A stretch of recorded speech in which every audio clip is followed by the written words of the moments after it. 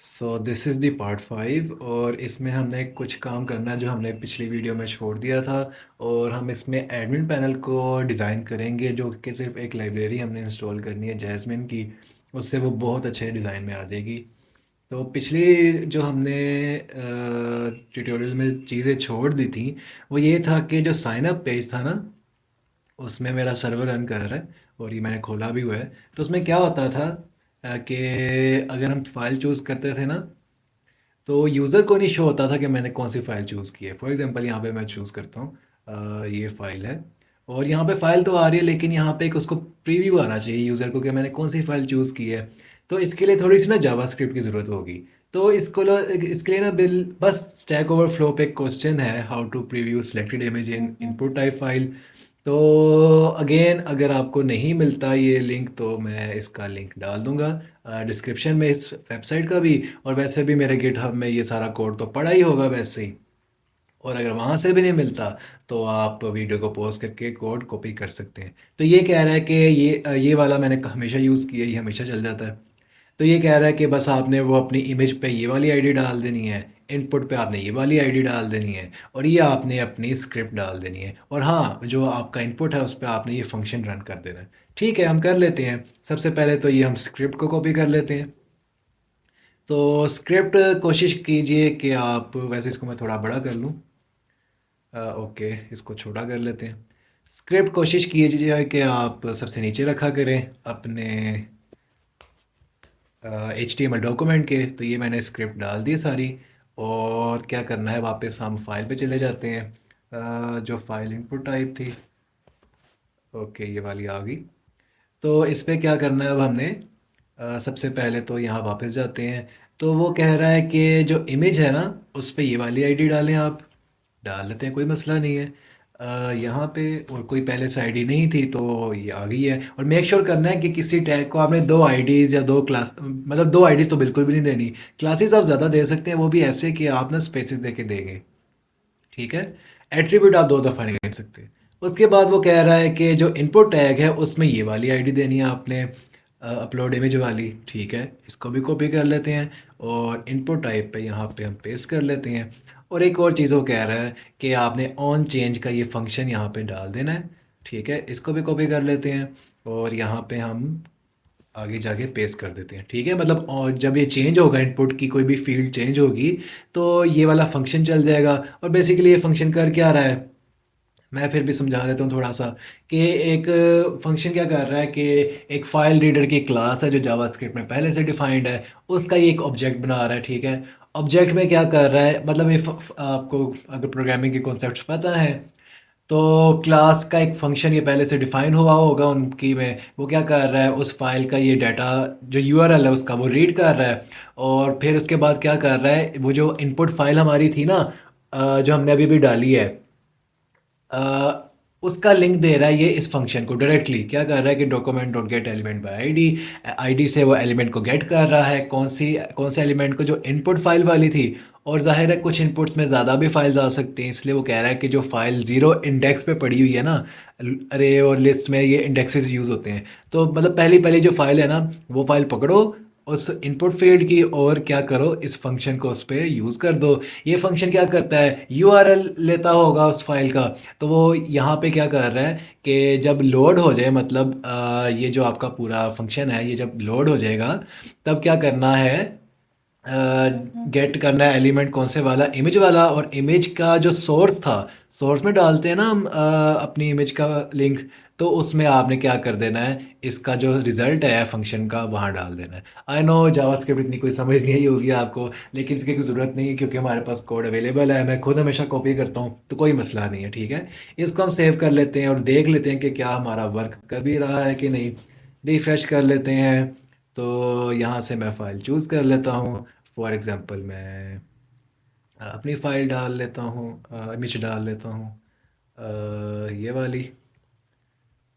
तो यहाँ पे प्रीव्यू शो हो रहा है और अगर दोबारा अगर चेंज करें तो क्या शो होता है क्या, तो बर्गर की तस्वीर डाल लेते हैं तो शो होता है। तो ये हमारा काम डन हो गया है। और अगला हमने ये काम करना था कि ये जो लिंक्स थे ना, हमने ये बनाने थे लॉगिन के, साइन अप के, लॉग आउट के। तो इनको भी हम बना लेते हैं। तो एक और बात कि हमेशा ना हमें हर पेज के लिए चेंजिंग्स करनी पड़ती हैं जैसे हम एचटीएमएल में करते थे। लेकिन जेंगो आपको ये फीचर देता है कि आप ना ये सारी चीज़ें एक ही जगह पे रख लें, उनको एक दफ़ा बस चेंज करें। फिर बाकी के सारे ये एचटीएमएल डॉक्यूमेंट्स में ना इसको आप इंक्लूड कर लें बस, इस वाले कंपोनेंट को ना, और ये जो आपका ये फुटर है, इसको आप कॉपी कर सकते हैं। या फिर एक और वो मेथड देता है कि आप इसको और इसको एक ही जगह रखें, वो एक ही दफ़ा चेंज होंगे। जो दरमियान वाला कंटेंट है ना, ये बार बार चेंज होता रहेगा, ठीक है। ये भी फंक्शनैलिटी देता है और ये हमने करना है। क्यों? क्योंकि हम बार बार तो हर पेज पे ही चेंज नहीं करते फिरेंगे या कॉपी पेस्ट करते फिरेंगे, तो कोड ज़्यादा बड़ा हो जाएगा। तो वो भी मैं आपको सिखाऊंगा वो कैसे करना है। लेकिन उससे पहले हम क्या करते हैं, इन लिंक्स को बना लेते हैं। सिर्फ एक ये साइन अप वाले पेज पे हम बना लेंगे लिंक, इसी से हम ये नैव बार कॉपी कर लेंगे और हर जगह पे हम यूज़ कर लेंगे, ठीक है। बाकी ये वाले लिंक्स अभी मैंने नहीं बनाए, वो जब हम बनाते रहेंगे तो हमें पता लगता रहेगा हमने लिंक्स कौन कौन से बनाने हैं। जैसे अभी के लिए हमने लॉगिन और साइन अप के डिफाइन कर लिए हैं, उसी तरह हम लॉग आउट का भी कर देंगे इसी तरह। तो अब क्या करना है, साइन अप पे ही मैं हूँ और यहाँ पे मैं सर्च कर लेता हूँ लॉगिन। तो ये मेरे पास आ गया है। तो बेसिकली ये एक लिंक है ना, तो इसका एक लिंक दे देते हैं इसको। ये होगा एचरेफ पे लिंक देते हैं। और आपको मैंने लिंक देना सिखाया था बैकएंड से कैसे देते हैं। यूआरएल लिखना है और जेंगो एचटीएमएल अगर आपके डाउनलोड है तो यहाँ पे सेकंड नंबर पे ये फंक्शन आ जाएगा, इसको आप क्लिक करें तो यहाँ पे आर्ग्यूमेंट मांगेगा कि किस फंक्शन को यहाँ पे चलाना है, तो उसका यूआरएल आ जाए। फंक्शन कौन सा, वो जो हमने व्यूज़ नहीं बनाते फिरते हम, वो वाला फंक्शन। तो वो हमने यूज़र ऑथ्स में बनाए थे, तो इनका नाम हमने login view, sign up view इस तरह रखा था। तो ये लॉगिन है तो इसका नाम क्या रख लेते हैं। अच्छा ये मैं बता दूं, यूआरएल्स में मैं जाता हूँ। ये वाला जब हमने नेम सेट किया था, हमें ये वाला नेम देना होता है। तो इसका नाम क्या दिया था हमने, लॉगिन व्यू को लॉगिन दिया था। तो यहाँ पे हम क्या करते हैं, लॉगिन लिख देते हैं। और साइन अप भी है तो साइन अप को हमने क्या नाम दिया था, साइन अप व्यू। तो इसको भी सेम टू सेम इसी को मैं कॉपी कर लेता हूँ और यहाँ पे आके मैं पेस्ट कर देता हूँ और यहाँ इसका नाम मैं चेंज कर देता हूँ साइन अप। ठीक है, सेव कर रहा हूँ मैं। अब इसको मैं रिफ्रेश करता हूँ और अगर कोई लिंक आपने गलत दिया ना तो एरर आ जाता है जेंगो में, ठीक है। तो अभी मैं साइन अप पे हूँ, मैं लॉगिन पे चला जाता हूँ। Okay okay okay. एक्चुअली में बात पता है क्या है, मैंने मोबाइल व्यू के लिए भी इसको डिज़ाइन किया था सारे को। तो मोबाइल व्यू पे क्या होता है, अगर मैं करके दिखाऊं, तो एक आपको नैव बार मिल जाता है, उसमें ये दोबारा से बटन्स आते हैं। ये वाले हाइड हो जाते हैं, ये वाले आ जाते हैं। तो मतलब दो बटन्स हैं लॉगिन और साइन अप के। तो शायद मैंने यहाँ पे उनके लिंक डाल दिए, अगर दुआ के मैं देखूँ। हाँ जी बिल्कुल ऐसा ही है, मैंने यहाँ पे डाल दिए थे। तो बड़ी स्क्रीन के लिए भी हम कर लेते हैं, ठीक है। तो ये तो थे हमारी छोटी स्क्रीन के लिए। तो इसी को एक को मैं कॉपी कर लेता हूँ, शायद वो ऊपर पड़ा होगा एच एफ को। यहाँ पे अगर नहीं दिख रहा मुझे वैसे तो नीचे होगा फिर। ओके, यहाँ सर्च ही कर लेते हैं कि लॉगिन का कुछ यहाँ पे अवेलेबल है। ओके, इसका तो हमने कर लिया था। हाँ ये वाला आ गया, ठीक है। तो ये वाला है, इसका भी हमने एच रेफ डालना है। मैं दोनों में इकट्ठे डाल देता हूँ। अच्छा, किसी मतलब आप बटन को दबाए रखें ना, मतलब आपने अभी सेलेक्ट किया है और ओल्ड बटन को आप दबाए रखें और एक और दफ़ा माउस क्लिक कर दें कहीं पे, तो वो दोनों जगह को सेलेक्ट कर लेगा और आप इकट्ठे यहाँ पे कोई ना कोई चीज़ यूज़ कर सकते हैं, मतलब पेस्ट कर सकते हैं, लिख सकते हैं। और ऊपर वाला लॉगिन था, नीचे वाला साइन अप था। सेव कर लेता हूँ मैं और रिफ्रेश कर लेते हैं। तो ये तो वैसे लॉगिन वाले पेज पे मैंने नहीं किया, ये सब साइन अप वाले पेज पे किया है। तो साइन अप पे चले जाते हैं हम और अब मैं यहाँ पे लॉगिन पे जाता हूँ, तो यहाँ पे लॉगिन पे मैं जा सकता हूँ और दोबारा से। और साइन अप पे तो मैं वैसे ही जा ही रहा हूँ, मतलब साइन अप पे मैं क्लिक करूँगा तो वापस से मुझे साइन अप पे ले आएगा। अब यही सेम चीज़ मैंने हर जगह पे करनी है, तो मैं क्या करूँगा, मैं अब बार बार कॉपी थोड़ी ना करता फिरूँगा इस नैव बार को। मैं क्या करूँगा, इसका एक मैं कंपोनेंट बनाऊँगा और उस कंपोनेंट को मैं हर जगह यूज़ करूँगा, ठीक है। मैं इसको आपको दिखाता हूँ, ये बहुत ईजी है। इसके लिए मैं क्या करूँगा, पहले तो यहाँ पे ना मैं टेम्पलेट्स वाले फ़ोल्डर के अंदर एक और फ़ोल्डर बनाता हूँ और इस पे मैं लिख देता हूँ कि ये है हमारे कंपोनेंट्स, ठीक है। कंपोनेंट्स फ़ोल्डर के अंदर मैं एक और एचटीएमएल की फ़ाइल बनाता हूँ और इसमें मैं इसका नाम रख देता हूँ कि ये है navbar.html, क्योंकि एचटीएमएल का एक डॉक्यूमेंट है इसमें। और यहाँ भी अच्छी प्रैक्टिस ये है कि आप लोड स्टैटिक डाल लें, ठीक है, जो हम शुरू में डालते थे। और साइन अप के व्यू पे मैं जाऊँ और यहाँ से मुझे ना पूरा नैव बार चाहिए अब, ठीक है। इस नैव बार को मैं कर देता हूँ कोलैप्स और यहाँ से मैं उठा लेता हूँ, इसको मैं कर लेता हूँ कट, और यहाँ पे मैं कर देता हूँ पेस्ट। इसको सेव कर लेते हैं, इसको भी सेव कर लेते हैं। अब क्या होगा, नैव बार तो शो नहीं होगा, ऐसा ही है ना, क्योंकि मैंने मैंने तो वो हटा दिया है। तो अब इसके लिए क्या करना है, तो यहाँ पे ना जेंगो का जो ये जिंजर टेम्पलेट है, मतलब जो टेम्पलेट्स हैं फ्रंट एंड के, ये अब ज़ाहिर है पाइथन की फंक्शनैलिटी प्रोवाइड करते हैं। तो यहाँ पे मैंने एक फंक्शन यूज़ करना है इंक्लूड का, ठीक है। इंक्लूड मैंने यूज़ किया। अब मैंने लगाने डबल कॉमास या सिंगल कॉमास। अब मैं लिखूंगा उस फोल्डर का पाथ या फाइल का पाथ जो मैंने यहाँ पे इंक्लूड करना है। इंक्लूड क्या करना है, ये जो नैव बार का HTML हमने यहाँ पे डाला है, इसका मैं फ़ायदा भी बताता हूँ अभी क्या है। तो ये कहाँ पे है, मतलब टेम्पलेट्स वाली जो फ़ोल्डर था, ये तो हमने बेस डायरेक्टरी रखी हुई थी ना सेटिंग्स में। तो टेम्पलेट्स के अंदर हमारा ये कंपोनेंट्स का फ़ोल्डर है। तो कंपोनेंट्स, अच्छा मेक श्योर करना है कि स्पेलिंग आप गलत ना लिखें वरना वो एरर दे देगा। कंपोनेंट्स, और कंपोनेंट्स के अंदर जाके कौन सी फाइल है, navbar.html, navbar.html। इसको मैं सेव कर रहा हूँ और अब मैं रिफ्रेश करता हूँ, तो ये यहाँ पे अवेलेबल होना चाहिए, जो कि आ गया है। अब इसका फ़ायदा क्या है मैं बताता हूँ। अब मैं अब लॉगिन वाले HTML पे जाता हूँ। अब आपको पता है यहाँ का हमने लॉगिन जो नैव बार था सेट नहीं किया। अब बार बार थोड़ी ना मैं सेट करता फिरूंगा, मैं इसको भी पूरे को कोलैप्स कर लेता हूँ, इसको मैं ख़त्म कर देता हूँ। और यहाँ पे जो साइन अप है ना, यहाँ से मैं इस इंक्लूड वाले लाइन को कॉपी कर लेता हूँ और यहाँ पे मैं पेस्ट कर लेता हूँ। अब सेम टू सेम यही वाला नैव बार ना यहाँ पे भी कॉपी हो गया है। अब मुझे क्या करना होगा, सिर्फ यहाँ वाली जगह पे चेंजिंग करनी होगी, और वो जहाँ जहाँ ये नैव बार इंक्लूड हुआ है ना, वहाँ पे मेरा ऑटोमेटिकली चेंजिंग्स आ जाएंगी। अगर मैं आपको शो करके दिखाऊं, तो अभी मैं साइन अप पे हूँ, मैं चला जाता हूँ लॉगिन पे। तो लॉगिन पे वही है। अब कैसे पता लगेगा मुझे वही है, इसमें लिंक्स बन चुके हैं। अब मैं वापस साइन अप पे जाता हूँ तो मैं साइन अप पे जा सकता हूँ। तो ये फ़ायदा है इंक्लूड फंक्शन का, कि आपने एक दफ़ा कोई कंपोनेंट बनाया जिसने बार बार यूज़ होना है, और उसको हर जगह इंक्लूड कर लिया, और उसमें आपको फिर हर जगह के लिए चेंजिंग्स करने की ज़रूरत नहीं पड़ेगी, ठीक है। यही काम हम फुटर के लिए भी कर लेते हैं। वैसे तो फुटर में कुछ इतना कोई ख़ास चीज़ें हैं नहीं, बस यहाँ पे हम चेंजिंग्स कर देंगे थोड़ी सी, और यहाँ पे अगर लिंक्स डालने होंगे हमने तो हम लिंक्स डाल लेंगे, ठीक है। तो अभी हम क्या करते हैं, ये फुटर का भी ना हम एक बना लेते हैं। इस फुटर को हम कर लेते हैं कोलैप्स, इसको हम कर लेते हैं कट। यहाँ पे मैं इसको पहले सेव कर लेता हूँ, और कंपोनेंट्स का एक इसमें बना लेते हैं। Make sure you are in the right folder. यहाँ विजुअल स्टूडियो में अगर आप बिगनर है तो यहाँ पे फोल्डर्स का थोड़ा सा ना अजीब सा लगता है कि कौन सा कहाँ पे फाइल बन रही है। तो फुटर मैं रख रहा हूँ footer.html, और यहाँ पे भी लोड स्टैटिक में कर देता हूँ। और यहाँ पे मैं वो लगता है मैंने गलती से वो कट नहीं किया, और मेरे पास अब यहाँ पे है नहीं, कोई बात नहीं। साइन अप डॉट HTML में तो मेरे पास था फुटर। तो नीचे चले जाते हैं, और यहाँ पे जो फुटर था इसको मैं कर लेता हूँ कोलैप्स। यहाँ से मैं इसको कट कर लेता हूँ, सेव कर रहा हूँ यहाँ पे, और नया फुटर पे सॉरी यहाँ पे आके मैं पेस्ट कर रहा हूँ, ठीक है। अब यहाँ पे क्या करना है, मैंने सिंपल यहाँ पे इंक्लूड करना है इसको। तो इंक्लूड का फंक्शन यूज़ किया, और कंपोनेंट्स के फोल्डर में वो कहाँ पे पेस्टेड था, फुटर में, footer.html। और इसी लाइन को मैं कॉपी करूँगा और यहाँ पे सेव कर लेते हैं, और लॉगिन पे भी मैं यहाँ पे डाल देता हूँ। सेव कर रहा हूँ, रिफ्रेश कर रहा हूँ, तो अब यहाँ दोनों जगह पे मेरे पास फुटर भी अवेलेबल है, साइन अप पे भी और लॉगिन पे। यस, लॉगिन पे भी अवेलेबल आ गया है।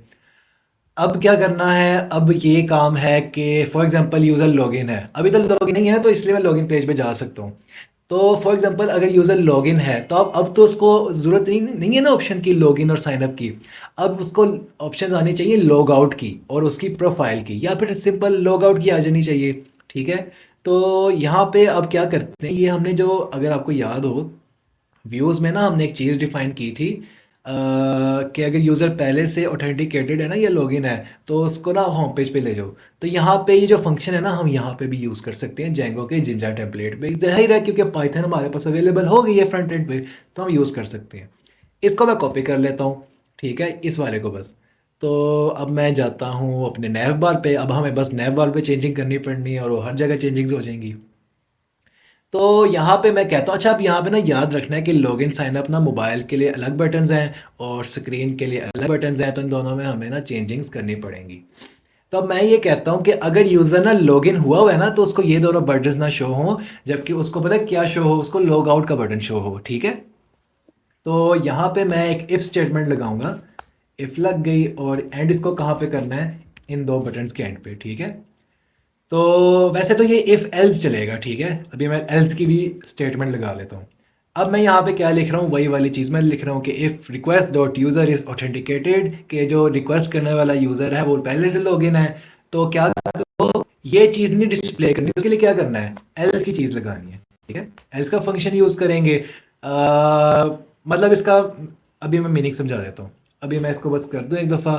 तो इसको मैंने एक दफ़ा कॉपी करना है, इसी लिंक को मैंने कॉपी कर लिया, यहाँ पे मैं लॉग आउट का लिख देता हूँ। और लॉग आउट का भी हमने फंक्शन डिफाइन किया था ना, वो बस फंक्शन ये करता था कि होम पे वापस ले जाता था लॉग आउट करके। अगर मैं आपको दिखाऊं तो ये लॉग आउट का फंक्शन था, क्या करता था लॉग आउट का, ये मतलब जो जेंगो का फंक्शन था वो यूज़ करता था, और यूज़र को लॉग आउट करके होम पे ले जाता था। और इसके यूआरएल का नाम मैंने लॉग आउट रखा हुआ था, इसलिए मैं यहाँ पे भी नाम लॉग आउट रख रहा हूँ। अगर आप urls.py में जाएं इसके व्यूज़ के, तो आप देख सकते हैं वहाँ पे। यहाँ पे मैं लॉग आउट रख रहा हूँ। अब इसका यहाँ पे नीचे आना था, इफ़ के नीचे आना था। अब इसका क्या मतलब है कि अगर यूज़र ऑथेंटिकेटेड है ना तो उसको बस लॉग आउट का बटन शो हो, वरना अगर वो ऑथेंटिकेटेड नहीं है तो उसको ये दोनों बटन्स शो हों, ठीक है। तो सेम गोज़ डाउन हेयर। तो यहाँ पे भी मैं सेम टू सेम कर देता हूँ कि इफ़ स्टेटमेंट और request dot same to same, और यहाँ पे मैंने एल्स भी लगाना है, और यहाँ पे मैं इसको कॉपी कर लेता हूँ, इसको यहाँ पे पेस्ट कर लेता हूँ, और एंड इफ को यहाँ पे एंड कर लेता हूँ। और यहाँ पे मैंने रखना है लॉग आउट, और यहाँ पे मैंने फंक्शन किसका रखना है, लॉग आउट का ही फंक्शन रखना है। सेव मैं कर रहा हूँ, और अब मैं रिफ्रेश कर लेता हूँ।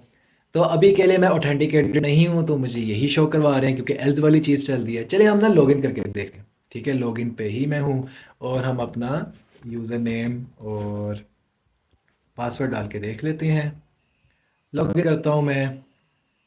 मुझे होम पे ले जाना चाहिए इसको। अच्छा, होम पेज पे हमने ये चीज़ नहीं डाली थी, ठीक है। तो हम उसका भी कर लेंगे। होम पेज पे तो वैसे ही बिल्कुल चेंज है नैब बार। तो वापस से हम साइन अप पेज पे आते हैं, ठीक है। तो साइन अप पेज पे अब क्या आ रहा है, लॉग आउट आ रहा है। अच्छा, ये लॉग आउट को ना ज़रा स्पेस देनी है राइट पे, थोड़ी सी मार्जिन दे देते हैं राइट पे। यहाँ से हम्म, हाँ बस ये कर लेते हैं कि इसको भी ना एम एक्स मतलब एक्स एक्सिस पे 2 की मार्जिन हमने देनी है इस लॉग आउट के बटन को। अगेन अगर आपसे कोई चीज़ मिस हो रही है तो आप कोड कॉपी कर सकते हैं। तो अभी अच्छा लग रहा है आई थिंक। और लॉग आउट करूँगा मैं तो ज़ाहिर है लॉग आउट पूरा पूरा हो जाऊँगा, मुझे वो दोबारा होम पेज पे लेके जाएगा।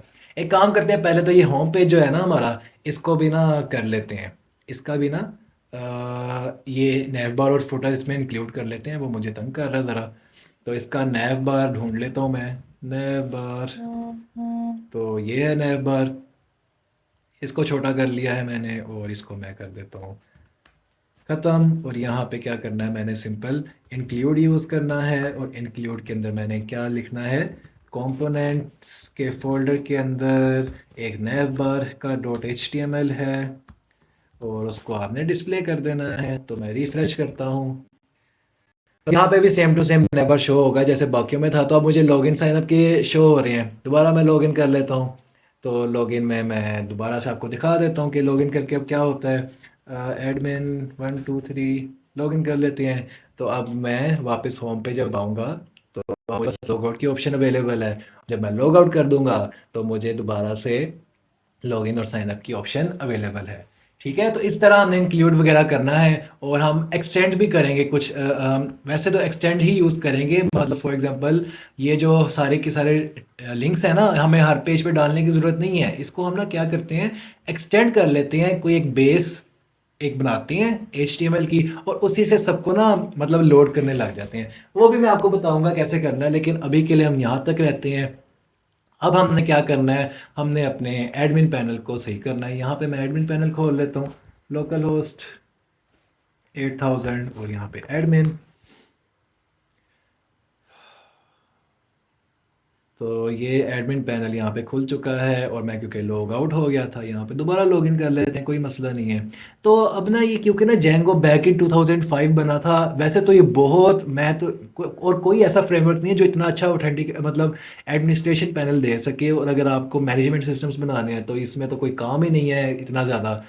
एडमिन पैनल को भी अभी हम ना कस्टमाइज़ करेंगे, जो हमने अपनी मर्ज़ी से क्यूरीज इसमें लगानी है वो भी हम करेंगे। बहुत आसान है, बहुत आसान है। लेकिन अभी के लिए क्या करना है, ये मुझे मुझे तो बिल्कुल भी अच्छा नहीं लगा ना इसका ये वाला जो है। हाँ, शायद 2005 में या फिर 2006 में ज़्यादा अच्छा लगता हो ये वाला डिज़ाइन, लेकिन अब तो बहुत ज़्यादा आउटडेटेड हो चुका है। तो इसके लिए वैसे तो वो लाइब्रेरी काफ़ी पुरानी हो चुकी है, 2011 में आई थी मेरा ख्याल है, लेकिन आज तक मुझे वो उससे अच्छा डिज़ाइन, वैसे मुझे शायद आपको डिज़ाइन अच्छा ना लगे लेकिन मुझे बहुत अच्छा डिज़ाइन लगता है उसका। तो जैस्मिन जेंगो आपने सर्च कर लेना है। या इसको सर्च भी क्या करने की ज़रूरत है, मैं आपको ना करके दिखा देता हूँ। इसको क्रॉस कर लेते हैं। हमने सिंपल क्या करना है, यहाँ पे टर्मिनल अपना ओपन कर लेना है। यहाँ पे मैं कंट्रोल सी डाल रहा हूँ क्योंकि हमने सर्वर क्लोज करना है, क्योंकि हमने कुछ इंस्टॉल करना है। ओके, शायद मेरा कंप्यूटर थोड़ा स्लो हो गया है। तो यहाँ पे हमने क्या इंस्टॉल करना है, पिप इंस्टॉल, इसका नाम है जेंगो हाइफन जैस्मिन, ठीक है। और ये आपने इंस्टॉल कर लेना है, ये एक लाइब्रेरी है जेंगो की। और ये मेरे में पहले से इंस्टॉल्ड है, तो शायद मुझे ये ऑलरेडी सक्सेसफुली इंस्टॉल्ड दिखाएगा। Yes, requirements already satisfied. और अब इसको आपने अप्लाई कैसे करना है जब आपने इंस्टॉल कर लेना है। इन सबको मैं क्लोज़ कर देता हूँ और मैं जाता हूँ अपनी सेटिंग्स डॉट पी वाई पे। यहाँ पे रेसिपी रियल में मैं जा रहा हूँ सेटिंग्स डॉट पी वाई पे। लेट मी सी रिकॉर्डिंग हो रही है कि नहीं। ओके, रिकॉर्डिंग हो रही है। आई होप कि वॉइस भी सही आ रही है। अच्छा, अब यहाँ पे ना आपने जैस्मिन ऐप है ना, जैस्मिन, तो उसको ना आपने यहाँ पे इंक्लूड करना है। और मेक श्योर ये जैस्मिन को ना आपने सबसे टॉप पे, हर ऐप के सबसे टॉप पे रखना है। वरना तो कोई वैसे इशू नहीं होता कि आप नीचे भी रख लें ऐप्स को, लेकिन जैस्मिन के साथ इशू है कि इसको सबसे टॉप में आना पड़ता है। क्यों? क्योंकि सबसे पहले ना एडमिन पैनल है कि जेंगो का ना अपना एडमिन पैनल खुल जाता है। लेकिन जो जैस्मिन है ना, ये पहले से ना डिज़ाइन रखता है सारे एडमिन पैनल का। तो डिज़ाइन को हम पहले लोड कर लेंगे ना एडमिन के फंक्शन से, तभी ये चलेगा, ठीक है। तो इसको मैं सेव कर रहा हूँ, ठीक है। बस इतना सा काम था, सिर्फ इतना सा काम। अब मैं दोबारा अपने सर्वर को चला लेता हूँ और इसके चलने का इंतज़ार कर लेते हैं। और इसको एडमिन पैनल को हम रिफ्रेश अगर करके देखें तो दुनिया ही चेंज हो जाएगी, ठीक है। तो ये this is very very I think great looking admin panel. और इसको शायद मैं भी ना बना सकूं इतना अच्छा, वैसे बना तो सकते हैं, बूटस्ट्रैप यूज़ हुआ हुआ है वैसे बस। लेकिन देखिए काफ़ी ज़्यादा अच्छा हो चुका है, सारी चीज़ें बहुत अच्छी शो हो रही हैं, ठीक है। इसको आप ज़रा, मैंने तो एक्सप्लोर किया हुआ है सारा, इसको आप भी एक्सप्लोर कर सकते हैं। अभी के लिए हमारे मॉडल्स तो ये नहीं बने, बस प्रोफाइल का एक मॉडल बना हुआ है, इसको भी हमने सही से कस्टमाइज़ नहीं किया हुआ। तो this was it for this video. और यहाँ पे देखिए आ रहा है जेंगो एडमिनिस्ट्रेशन, यहाँ पे मेरा नाम आ रहा है जो यूज़र है, यहाँ पे कॉपीराइट वगैरह, ये सारी चीज़ें हम चेंज कर सकते हैं, इसकी सेटिंग्स हैं। अगर आप जैस्मिन की डॉक्यूमेंटेशन में जाएँ ना, तो वो सेटिंग्स डॉट पी वाई के लिए ना सारी चीज़ें बता देता है कि आपने अगर ये चेंज करना है तो क्या लिखना है, अगर आपने ये इसका नाम चेंज करना है तो क्या लिखना है, अगर आपने इसका आइकन चेंज करना है तो क्या लिखना है। बहुत चीज़ें हैं, बहुत ज़्यादा चीज़ें हैं, ठीक है। तो अभी के लिए यहीं तक रहते हैं इस वीडियो के लिए। तो यहाँ पे बस हमने हेयर एंड देयर्स थोड़े से देखे थे जेंगो के, तो लेकिन बहुत इंपॉर्टेंट थे ये वाले सारे। तो अब अगली वीडियो पे ना हम सारे के सारे मॉडल्स ओरिजिनली बनाएंगे, उनको एडमिन पैनल पे रजिस्टर भी करेंगे। अगली वीडियो में बस एक मैं मॉडल सही से समझाऊंगा, बाकी के तो वैसे ही बनेंगे। तो उसको बस कॉपी कर लीजिएगा, आप देखते रहेंगे कि मैं कैसे बना रहा हूँ, वही लिखते जाइएगा आप।